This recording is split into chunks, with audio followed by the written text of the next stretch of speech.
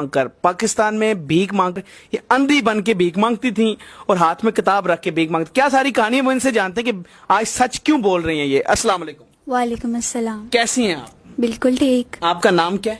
लाइबा। लाइबा, मुझे ये बताएं आप मलेशिया में रहती हैं? जी। तो पाकिस्तान क्यों आई हैं? वैसे ही बस चक्कर लगता रहता है। चक्कर लगता है। तो पहले ये बताएं मलेशिया में आपके पास क्या क्या है?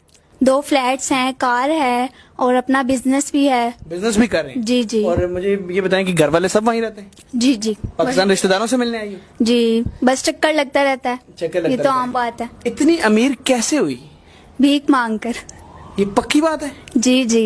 ये आप क्यों इतना सच जो है अब बोलने के लिए आपने कहा मैं सच बोलूंगी? देखिए, सच तो छुपा नहीं रहता, बताना चाहिए ना अपने बारे में, अपनी पहचान बतानी चाहिए कि आप कैसे अमीर हुए, क्या किया।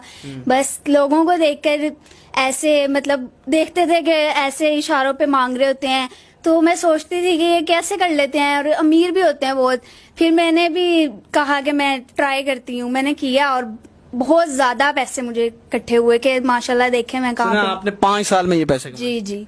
तो उधर देख के जरा ये बताएं कि भीख मांगती कैसे थी, क्या बहाना करती थी, क्या सारा करती थी? ना बीना बनकर, हाथ में किताब पकड़कर और हर किसी को अपनी झूठी कहानी बतानी कि मेरे घर वाले बहुत गरीब हैं और मैं सिर्फ एक ही हूँ, घर चलाना है, मेरे अब्बू बीमार हैं।